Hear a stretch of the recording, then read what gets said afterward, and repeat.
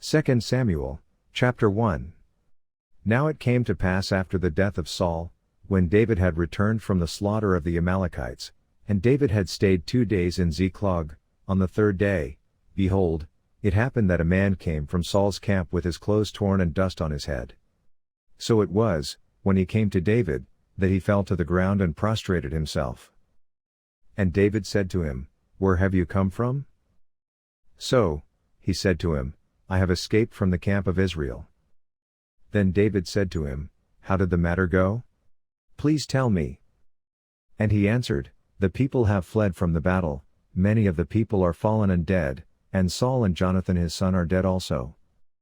So, David said to the young man who told him, How do you know that Saul and Jonathan his son are dead? Then the young man who told him said, As I happened by chance to be on Mount Gilboa, there was Saul, leaning on his spear, and indeed the chariots and horsemen followed hard after him. Now when he looked behind him, he saw me and called to me. And I answered, Here I am. And he said to me, Who are you? So I answered him, I am an Amalekite. He said to me again, Please stand over me and kill me, for anguish has come upon me, but my life still remains in me. So I stood over him and killed him, because I was sure that he could not live after he had fallen. And I took the crown that was on his head and the bracelet that was on his arm, and have brought them here to my lord.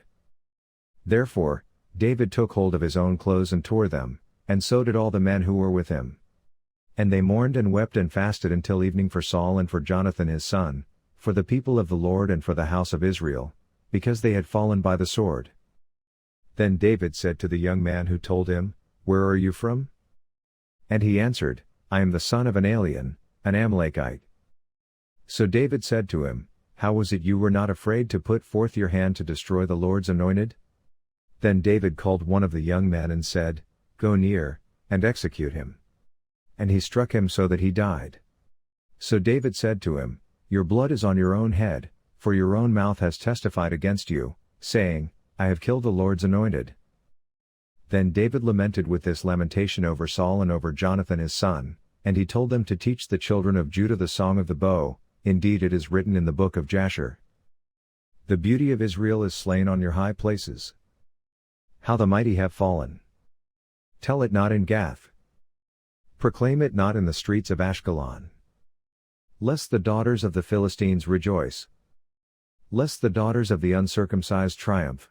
O mountains of Gilboa, let there be no dew nor rain upon you, nor fields of offerings.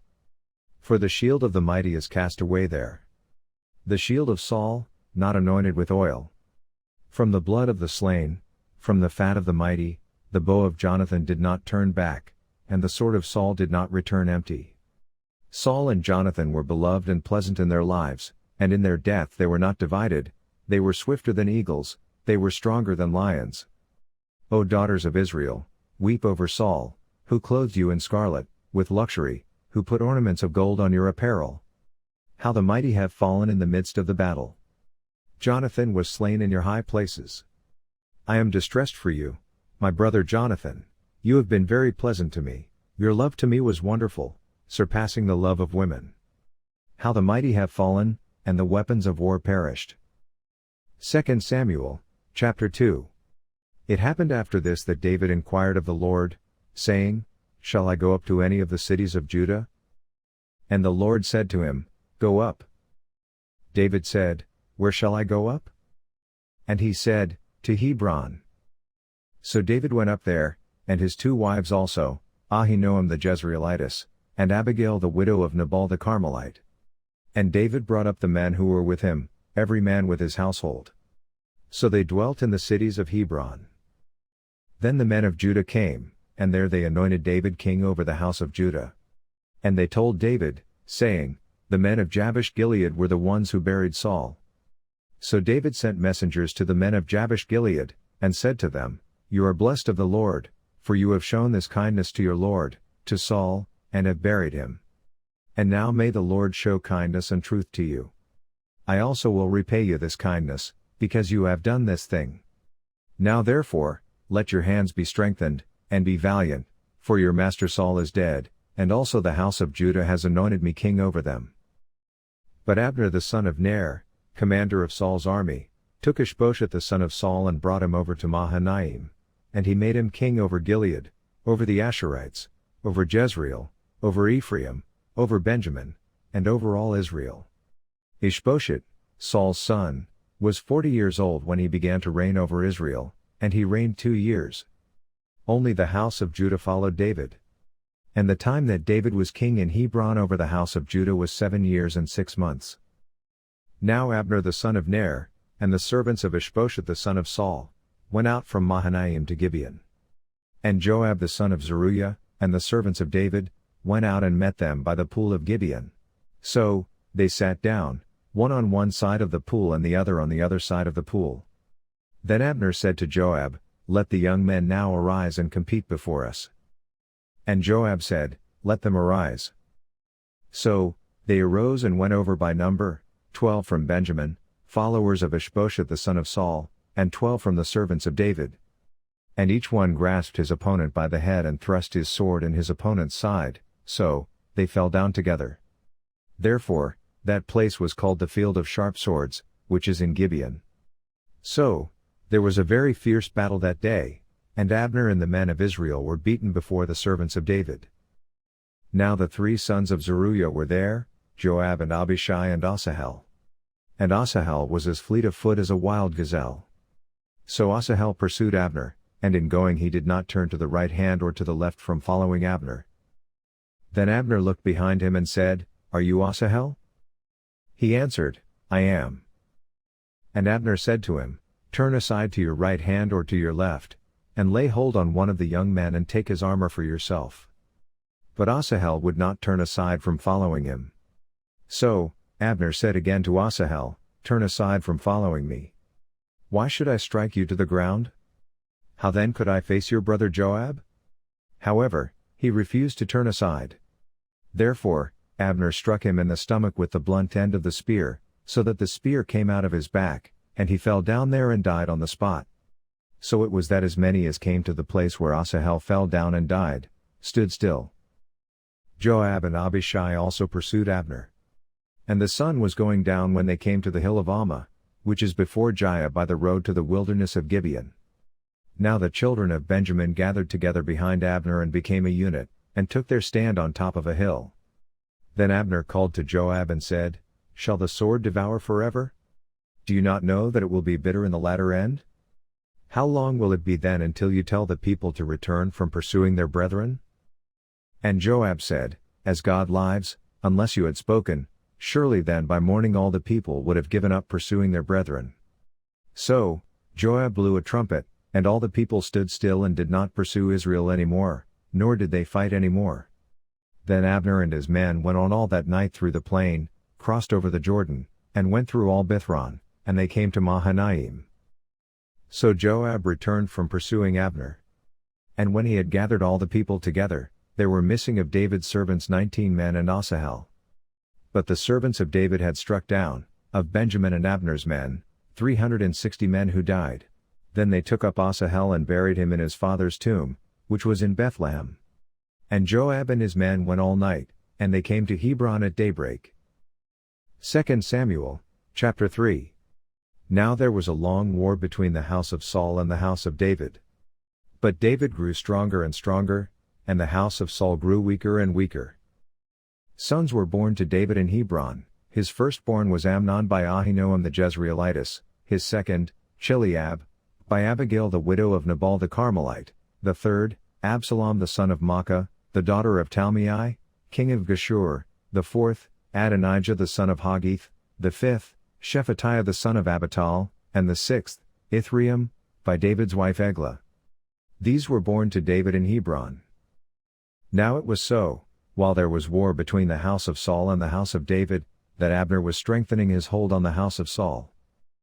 And Saul had a concubine, whose name was Rizpah, the daughter of Aiah. So Ishbosheth said to Abner, "Why have you gone into my father's concubine?" Then Abner became very angry at the words of Ishbosheth, and said, "Am I a dog's head that belongs to Judah? Today I show loyalty to the house of Saul your father, to his brothers, and to his friends, and have not delivered you into the hand of David, and you charge me today with a fault concerning this woman? May God do so to Abner, and more also, if I do not do for David as the Lord has sworn to him, to transfer the kingdom from the house of Saul, and set up the throne of David over Israel and over Judah, from Dan to Beersheba. And he could not answer Abner another word, because he feared him. Then Abner sent messengers on his behalf to David, saying, Whose is the land? Saying also, Make your covenant with me, and indeed my hand shall be with you to bring all Israel to you. And David said, Good, I will make a covenant with you. But one thing I require of you, you shall not see my face unless you first bring Michal, Saul's daughter, when you come to see my face. So David sent messengers to Ishbosheth, Saul's son, saying, Give me my wife Michal, whom I betrothed to myself for 100 foreskins of the Philistines. And Ishbosheth sent and took her from her husband, from Paltiel the son of Laish. Then her husband went along with her to Bahurim, weeping behind her. So Abner said to him, Go, return. And he returned. Now Abner had communicated with the elders of Israel, saying, In time past you were seeking for David to be king over you. Now then, do it.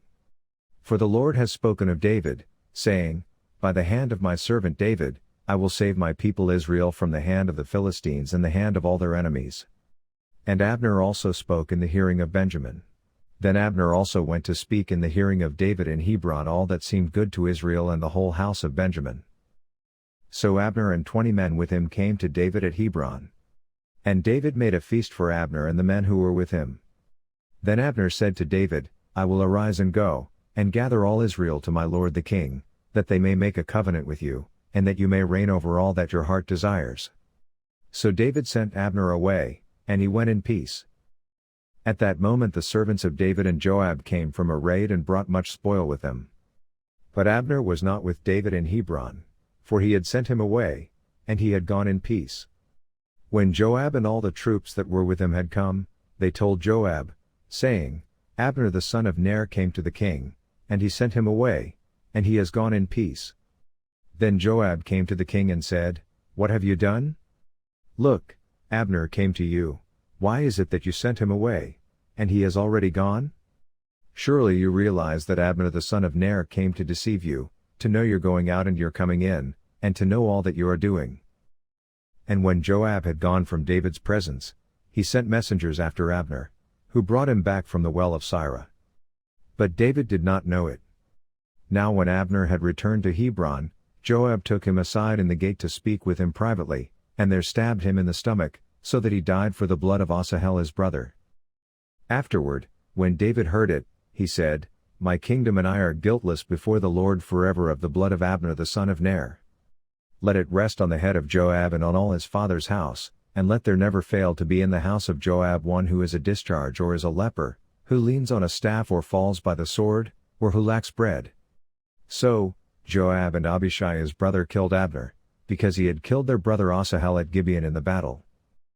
Then David said to Joab and to all the people who were with him, Tear your clothes, gird yourselves with sackcloth, and mourn for Abner. And King David followed the coffin. So, they buried Abner in Hebron, and the king lifted up his voice and wept at the grave of Abner, and all the people wept. And the king sang a lament over Abner and said, Should Abner die as a fool dies? Your hands were not bound, nor your feet put into fetters. As a man falls before wicked men, so you fell. Then all the people wept over him again. And when all the people came to persuade David to eat food while it was still day, David took an oath, saying, God do so to me, and more also, if I taste bread or anything else till the sun goes down. Now all the people took note of it, and it pleased them, since whatever the king did pleased all the people. For all the people and all Israel understood that day that it had not been the king's intent to kill Abner the son of Ner. Then the king said to his servants, Do you not know that a prince and a great man has fallen this day in Israel? And I am weak today, though anointed king, and these men, the sons of Zeruiah, are too harsh for me. The Lord shall repay the evildoer according to his wickedness. 2 Samuel, chapter 4. When Saul's son heard that Abner had died in Hebron, he lost heart, and all Israel was troubled. Now Saul's son had 2 men who were captains of troops. The name of one was Baanah and the name of the other Rechab, the sons of Rimmon the Beerothite, of the children of Benjamin. For Beeroth also was part of Benjamin, because the Beerothites fled to Gataim and have been sojourners there until this day. Jonathan, Saul's son, had a son who was lame in his feet. He was 5 years old when the news about Saul and Jonathan came from Jezreel, and his nurse took him up and fled. And it happened, as she made haste to flee, that he fell and became lame. His name was Mephibosheth. Then the sons of Rimmon the Beerothite, Rechab, and Baanah, set out and came at about the heat of the day to the house of Ishbosheth, who was lying on his bed at noon. And they came there, all the way into the house, as though to get wheat, and they stabbed him in the stomach. Then Rechab and Baanah his brother escaped. For when they came into the house, he was lying on his bed in his bedroom, then they struck him and killed him, beheaded him and took his head, and were all night escaping through the plain. And they brought the head of Ishbosheth to David at Hebron, and said to the king, Here is the head of Ishbosheth, the son of Saul your enemy, who sought your life, and the Lord has avenged my lord the king this day of Saul and his descendants. But David answered Rechab and Baanah his brother, the sons of Rimmon the Beerothite, and said to them, As the Lord lives, who has redeemed my life from all adversity, when someone told me, saying, Look, Saul is dead, thinking to have brought good news, I arrested him and had him executed in Ziklag, the one who thought I would give him a reward for his news. How much more, when wicked men have killed a righteous person in his own house on his bed? Therefore, shall I not now require his blood at your hand and remove you from the earth? So David commanded his young men, and they executed them, cut off their hands and feet, and hanged them by the pool in Hebron. But they took the head of Ishbosheth and buried it in the tomb of Abner in Hebron. Thank you for listening. Kindly subscribe to my channel, KIIC Inspirational Channel, KIIC. God bless you.